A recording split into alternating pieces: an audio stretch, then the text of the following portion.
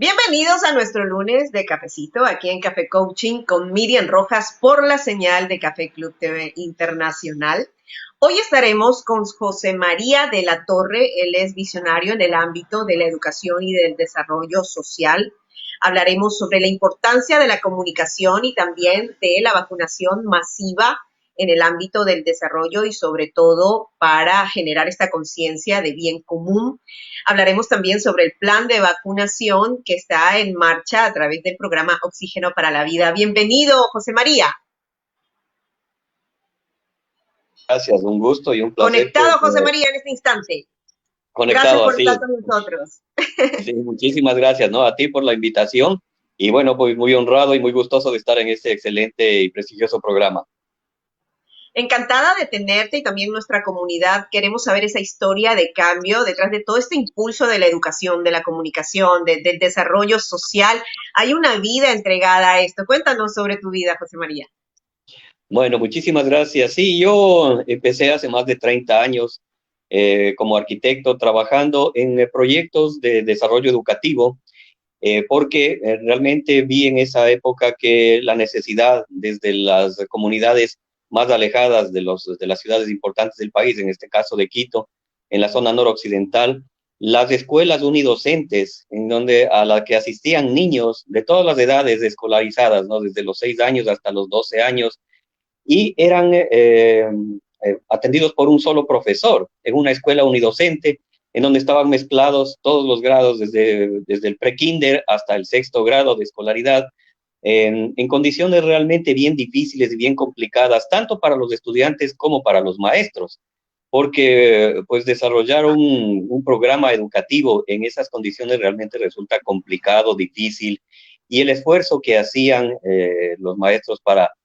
lograr impartir sus conocimientos a los niños y que estos aprovechen realmente de eso, era algo realmente tenaz, muy importante.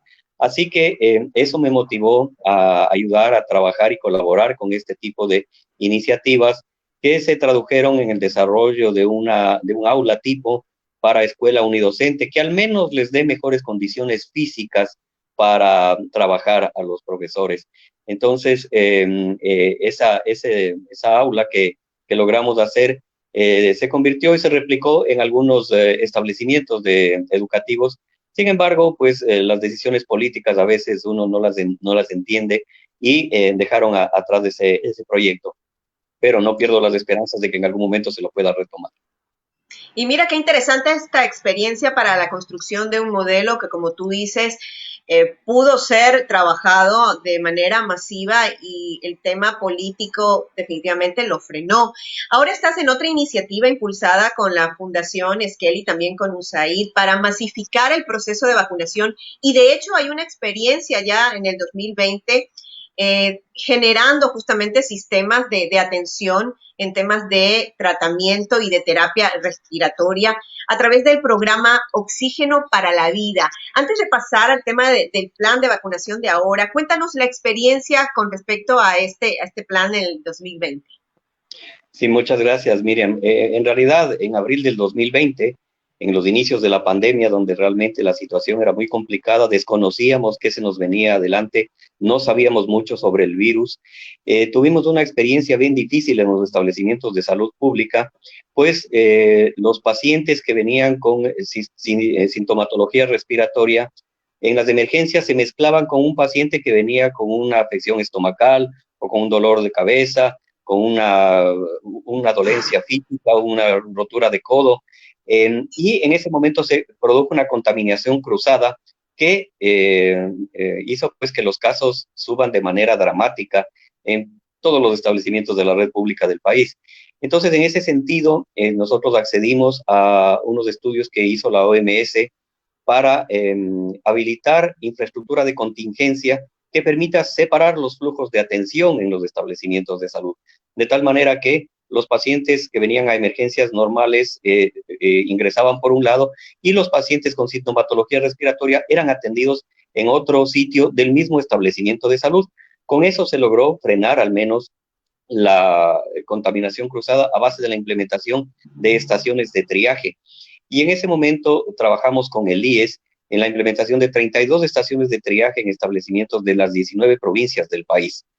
Esto fue realmente muy beneficioso para los establecimientos de salud y esto vino acompañado con la donación de insumos, mobiliario médico y equipos de terapia respiratoria emergente, pues los pacientes venían con dolencias respiratorias realmente graves y debían ser al menos estabilizados en estas estaciones de triaje, donde se logró contener en algo pues a la difícil situación y sobre todo a los médicos y al personal de primera línea, se le dotó de un espacio donde tenga mejores condiciones de atención y preserven también su vida. Luego de esto, pues, la USAID hizo un aporte económico bastante importante y logramos desarrollar en un momento en que el oxígeno prácticamente se convirtió en un elemento preciado, en un elemento casi de lujo, pues todos los pacientes requerían de terapia respiratoria emergente. Entonces, logramos desarrollar un modelo de atención de terapia respiratoria ambulatoria y terapia respiratoria domiciliaria.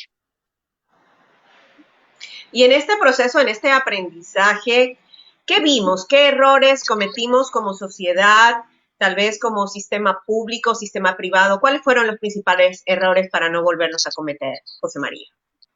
A ver, ahí lo que te puedo decir es que nosotros, tal vez en este ámbito de la pandemia, lo único bueno que dejó la pandemia realmente fue esta capacidad de superar esas viejas trabas burocráticas que se reproducían en el sistema de atención de salud pública.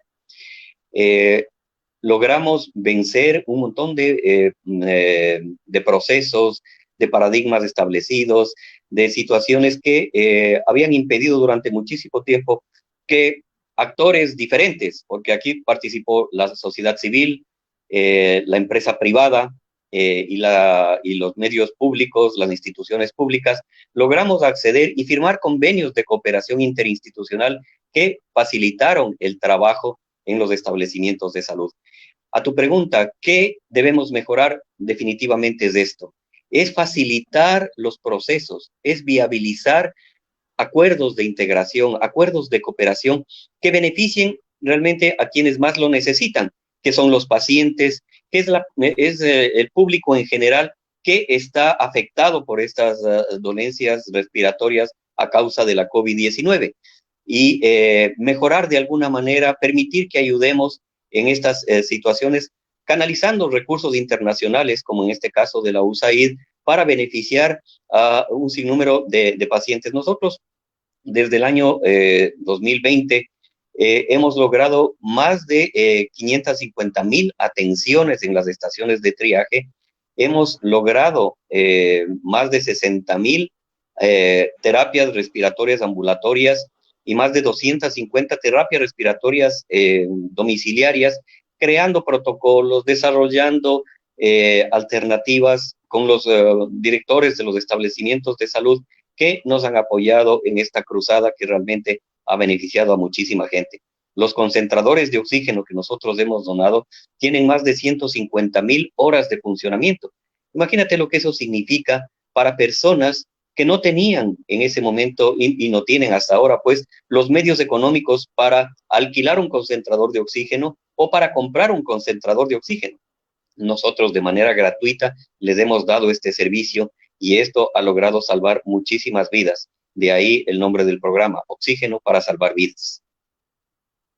José María, ¿y estos concentradores de oxígeno, dónde están ubicados específicamente? ¿Las alianzas son con qué puntos de operación?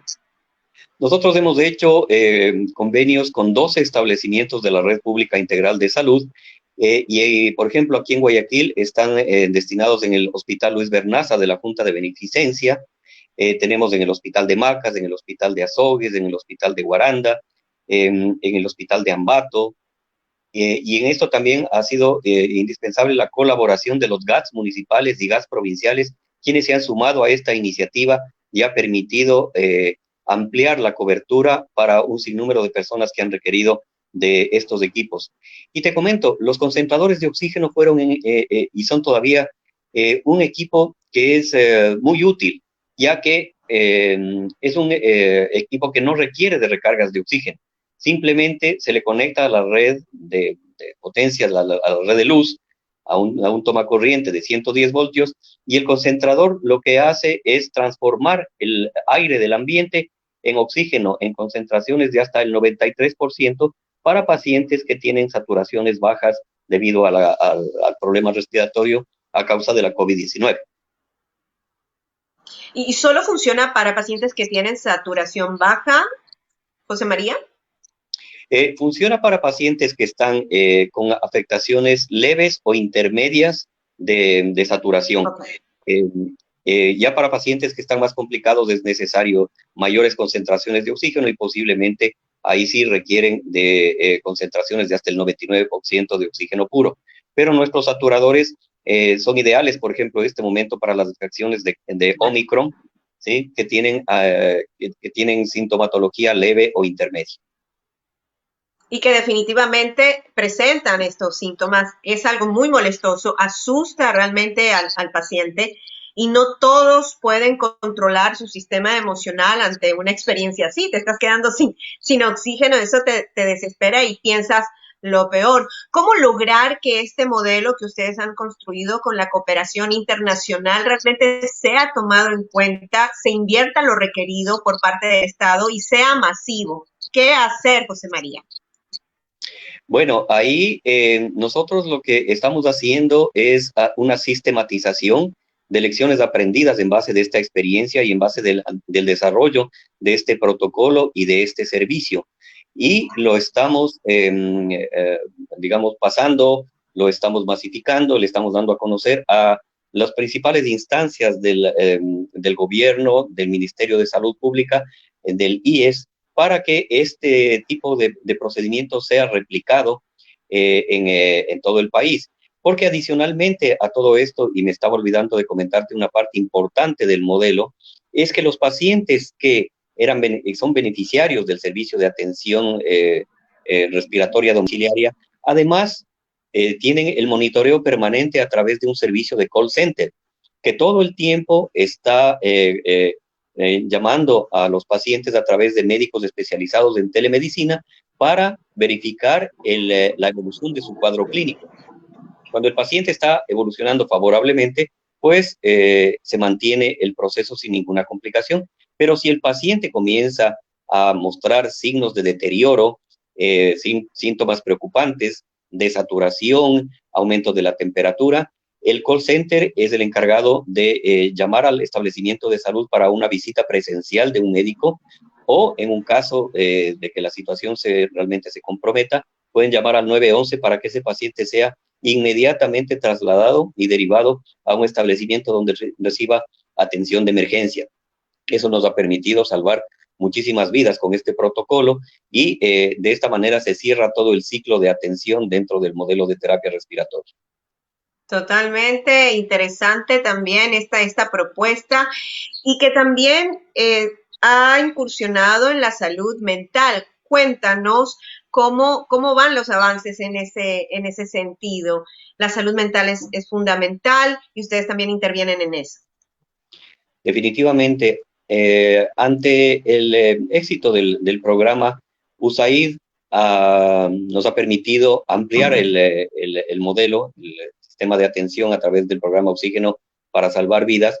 Nos ha hecho una importante asignación adicional de fondos y esto nos ha permitido desarrollar tres componentes importantes. El primero que tú mencionaste, el de salud mental, que según los entendidos va a ser la siguiente pandemia, ya que toda la situación que hemos atravesado, el encierro, el aislamiento, el duelo, porque muchísima gente ha perdido familiares, ha perdido amigos muy queridos a causa de la COVID-19, ha desarrollado una serie de patologías psicológicas como angustia, ansiedad, estrés, y eso realmente afecta a toda la población. Todos de una u otra manera estamos afectados, unos más, otros menos, pero hay casos que requieren de atención realmente de primer nivel, atención especializada.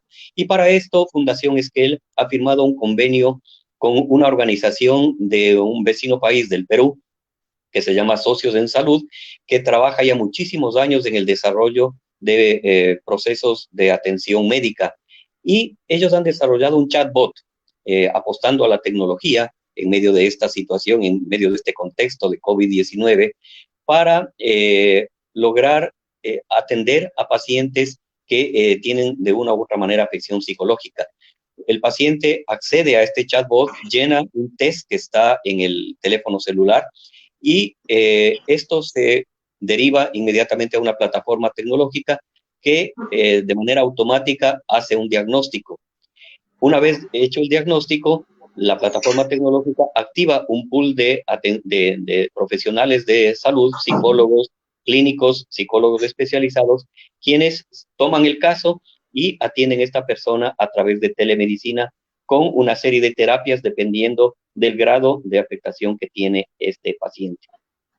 Entonces, qué interesante esta experiencia en donde se incorpora la tecnología y que debe ser masificada definitivamente, José María. Es el momento. Exactamente, exactamente. En este tiempo de pandemia hemos visto que los medios tecnológicos han tenido un desarrollo muy importante y este proceso inclusive ha sido avalado por la OMS y la OPS en el caso de Perú y ha logrado una cantidad de atenciones realmente importantes y atención sobre todo a aquellos pacientes que muestran cierta tendencia suicida. Porque, y aquí en el país, por ejemplo, un dato que a nosotros nos alarma y nos debe alarmar como sociedad muchísimo en la experiencia que estamos pasando, es que la principal causa de muerte entre los jóvenes es el suicidio. Es una cosa terrible y eso se deriva de problemas de salud mental, de problemas de hogar, de problemas que pueden ser solucionados a través de un acompañamiento, a través de una llamada telefónica de un médico, de un psicólogo profesional que sabe cómo atender y cómo actuar en este tipo de casos. Entonces, lo que queremos es masificar este tipo de atención para llegar a la mayor cantidad de pacientes que podamos y en esto nosotros estamos involucrados por el momento en 5 provincias del país que son Carchi, Pichincha, Tungurahua, Chimborazo y Bolívar, que es en las que nosotros hemos detectado que existe el mayor número de suicidios en jóvenes. ¿Y cuál sería la página o el enlace en donde los jóvenes o las personas que consideran requieren apoyo en su salud mental deberían contactarse o buscar? Sí, Miriam, este programa nosotros lo estamos en pleno desarrollo del programa. Esperamos ya lanzarlo a mediados del mes de febrero. ¿Sí? Estamos desarrollando el chatbot propio de Skell, que va a permitir atender este tipo de casos dirigido a jóvenes entre los 12 y 18 años de edad, que es el grupo etario de mayor problema con el tema de tendencias suicidas. Y para mí será un gusto en una próxima oportunidad darte más detalles y a dónde pueden comunicarse para recibir esa atención gratuita y definitivamente muy necesaria en estos momentos. Maravilloso y por supuesto lo estaremos compartiendo. Es algo muy necesario, como tú dices, arrastramos problemas de nuestra infancia, en nuestra adolescencia y justamente empiezan a aparecer en esta edad, 13, 14, hasta los 18 años. Es una edad clave. Hasta los 23 tomamos las grandes decisiones de nuestras vidas, las que definitivamente nos van a marcar, nos van a alargar el tiempo o nos van a retrasar en todo lo que queremos. José María, una pausa haremos porque quiero contarte que Café Coaching viene gracias al auspicio de Comunicar Group. Somos un grupo corporativo comunicacional con enfoque sostenible e impulsamos todas las iniciativas de comunicación y de cambio que buscan el desarrollo personal, organizacional y también social, porque todos en conjunto hacemos un mejor mundo y para eso estamos.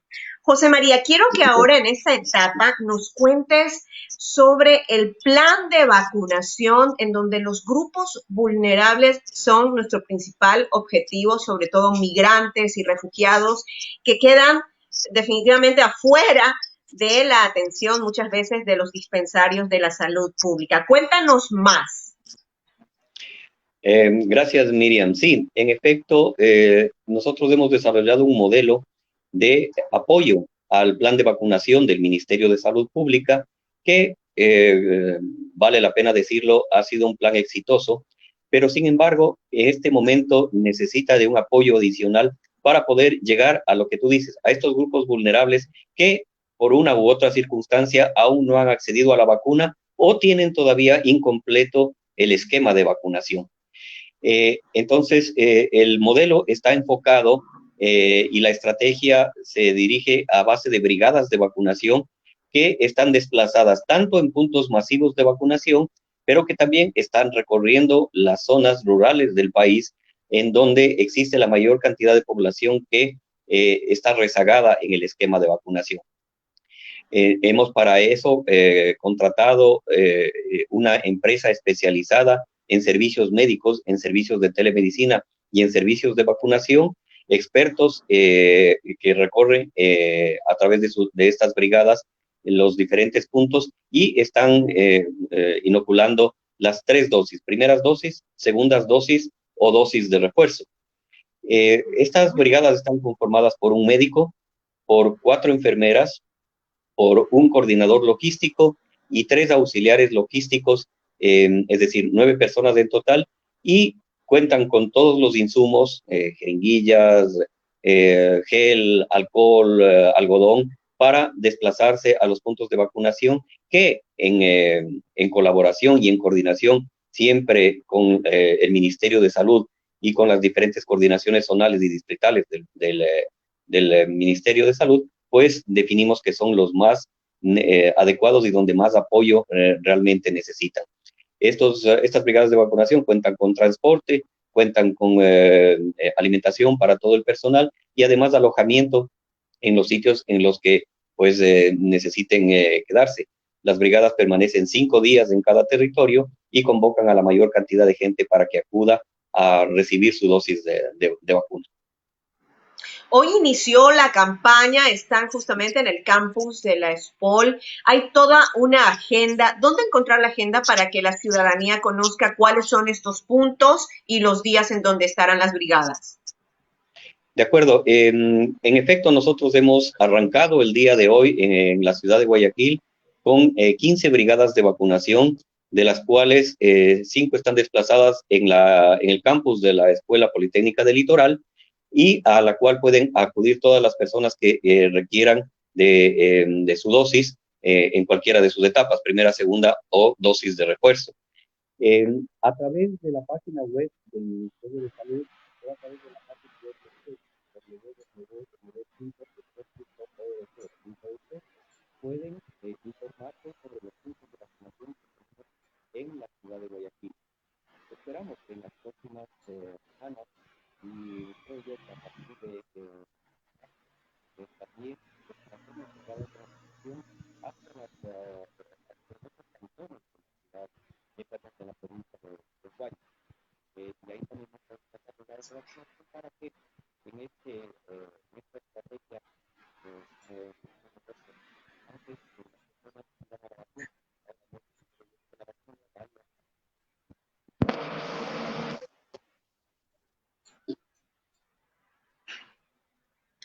Bien, José María, y en esta estrategia que han implementado, definitivamente la ayuda de la ciudadanía también va a ser muy importante para poder asistir a estos puntos y también beneficiarse de esa atención que viene y que continúa con la telemedicina, es decir, va a haber un seguimiento para todas las personas que se vacunen en estos puntos y también para la ciudadanía en general. ¿Habrá algún número telefónico o algún enlace en donde se puedan contactar para recibir justamente este apoyo a través de las líneas telefónicas? Sí, es muy importante lo que mencionas, Miriam. En efecto, como un valor agregado que nosotros hemos implementado en el convenio con la empresa contratada para el servicio de vacunación, a las personas que se reciben la dosis en nuestras brigadas, se les entrega un documento a través del cual pueden acceder de manera gratuita a un año de telemedicina para cualquier emergencia o para cualquier situación que se presente en su salud en el transcurso de ese periodo. Realmente hemos visto que en este periodo de pandemia la telemedicina ha funcionado de manera muy adecuada porque ha permitido llegar de manera más rápida y eficiente a las personas y que, a su vez, los pacientes y las personas tengan un medio de comunicación con un personal especializado que puede solventar sus necesidades de salud de manera inmediata. Esto es muy importante y nosotros lo estamos agregando al plan de vacunación y al modelo que nosotros hemos creado junto con los protocolos y los convenios firmados con el Ministerio de Salud Pública. Qué interesante, es decir, si tú vas a estos puntos, accedes también a un año de telemedicina para cualquier emergencia que tengas y para que sirva esto de monitoreo también del impacto de las vacunas en cada uno de los pacientes que han sido inoculados. José María, muchas gracias por haber sido parte de Café Coaching con Miriam Rojas. Gracias por toda tu experiencia, por esta iniciativa que esperemos sea masiva y que el sector público tenga la misión y el Estado definitivamente y sus mandantes tengan la visión de aprender de estas experiencias que ya están prácticamente probadas, ya hay 2 años de esta experiencia, entonces es propicio que empiece a masificarse. Lo bueno debe masificarse. Un mensaje a nuestra comunidad, José María, de tu parte. Sí, bueno, yo les recomendaría que definitivamente accedan a la vacuna. Si bien es cierto, los métodos tradicionales y que están convocados por los medios de comunicación, por el Ministerio de Salud Pública y por todos los especialistas en medicina, de mantener el uso de la mascarilla, mantener el lavado permanente de manos, el distanciamiento social, se ha visto que el único método efectivo para poder vencer a la pandemia es la vacunación. 225 años desde que fue inoculada la primera vacuna en la historia de la humanidad, el doctor Lenner en Inglaterra, que fue el primero que inoculó una vacuna en un ser humano para contrastar a la viruela, que era en ese momento la enfermedad que estaba siendo más crítica y que acababa con muchísimas vidas. Después de 225 años, la vacuna ha tenido una evolución realmente importante. Y muchas personas dicen, bueno, ¿y por qué se desarrolló tan rápido la vacuna del COVID-19? Porque justamente ya había esa experiencia, ya había ese bagaje de investigación científica, y lo que se hizo fue adaptar las vacunas contra el SARS-CoV, que ya venían desde hace muchísimo tiempo afectando a la humanidad, y la adaptaron para el SARS-CoV-2, que es el que produce el COVID-19. La vacuna es segura, la vacuna es necesaria, es un compromiso social con nuestros hijos, con nuestros padres, con nuestros vecinos, con nuestros familiares. Y nosotros debemos, en protección de todos ellos, acudir a la vacuna. Para eso estamos a las órdenes de los puntos de vacunación y bueno, pues esperamos, como tú dices, que estos modelos sean replicados por las instancias públicas responsables de la salud, del bienestar y de toda la sociedad ecuatoriana. Gracias, José María, por esta experiencia que viene impulsada por la sociedad civil definitivamente. Y como tú dices, el uso también correcto de la mascarilla, saberla usar va a permitir que la intensidad del virus vaya disminuyendo y desaparezca finalmente. Así que ese es nuestro objetivo. Gracias por haber estado con nosotros aquí en Café Coaching con Miriam Rojas y a toda nuestra comunidad. Nos vemos el próximo lunes con más. Muchísimas gracias, Miriam. Descarga nuestra app en Google Play y comienza a disfrutar de la mejor música de todos los tiempos. Solo aquí en Café Club. Somos multiplataforma. Súmate a lo nuevo. Súmate a Café Club.